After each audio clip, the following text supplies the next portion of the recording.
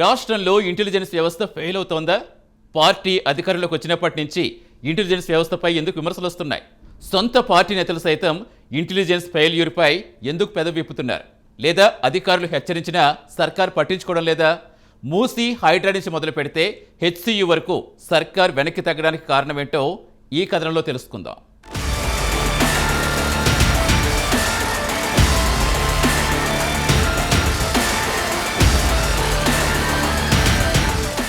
రాష్ట్రంలో ఏ పార్టీ అధికారంలో ఉన్నా ఇంటెలిజెన్స్ వ్యవస్థ అనేది చాలా కీలకం. ప్రభుత్వం తీసుకునే నిర్ణయాలపై, అమలు చేసే పథకాలపై ప్రజల్లో ఎలాంటి అభిప్రాయాలు వస్తున్నాయని, అలాగే ప్రతిపక్షాలు చేసే ధర్నాలు, ముట్టడి కార్యక్రమాలు, ప్రతిపక్షాలిచ్చే కౌంటర్స్, వ్యూహాలపై ఇంటెలిజెన్స్ వ్యవస్థ పటిష్టంగా పనిచేసి సర్కార్కి ముందస్తు సమాచారం ఇవ్వడంలో కీ రోల్ ప్లే చేస్తుంది. కానీ ఎందుకో తెలంగాణ రాష్ట్రంలో కాంగ్రెస్ పార్టీ అధికారంలోకి వచ్చిన తర్వాత ఈ నిఘా వ్యవస్థ విఫలమైందనే చర్చే ఎక్కువగా వినిపిస్తోంది.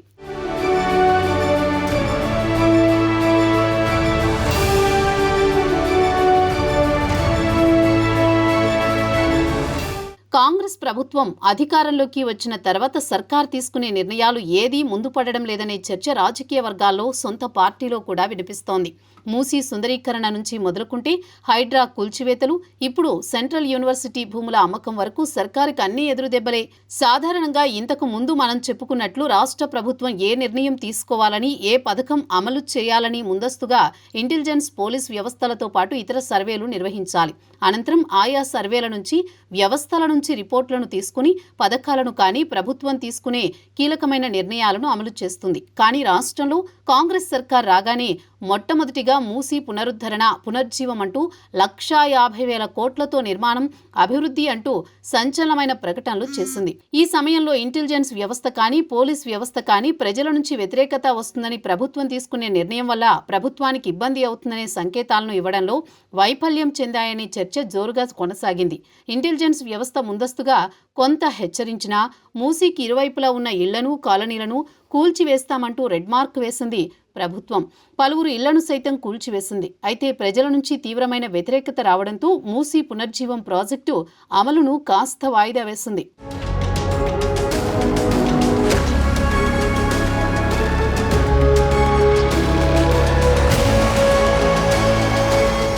ఇదిలా ఉంటే తర్వాత హైదరాబాద్ చుట్టూ pharma city, pharma hub, pharma village అంటూ లగచర్ల భూములను ప్రభుత్వం తీసుకునే ప్రయత్నం చేసింది.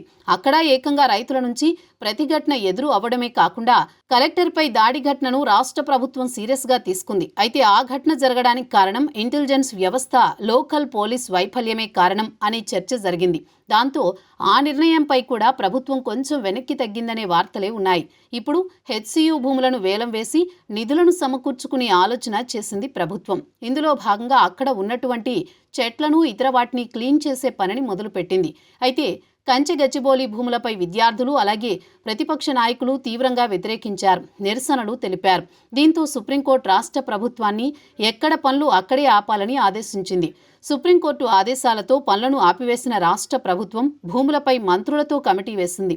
అలాగే భూములపై ఆందోళన చేసిన విద్యార్థులపై పెట్టిన కేసులను సైతం ఉపసంహరించుకోవడానికి సిద్ధమైంది.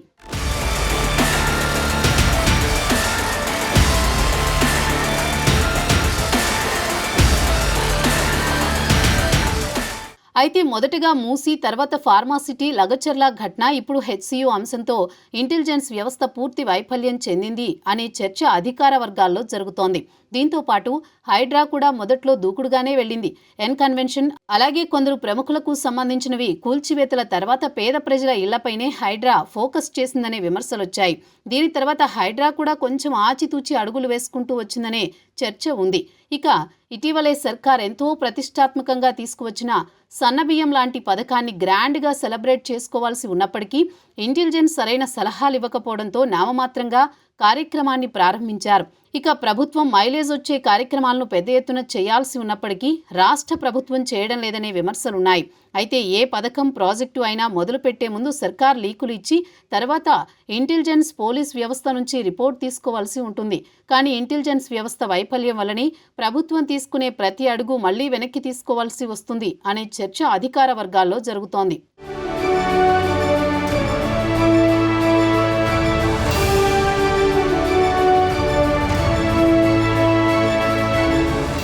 ప్రస్తుతం ఈ విమర్శలు రాజకీయ వర్గాలు ప్రజల నుండి వినిపిస్తున్నాయి అంటే సరే, కానీ సొంత పార్టీలోనూ ఇదే తరహా విమర్శలు వినిపిస్తున్నాయి.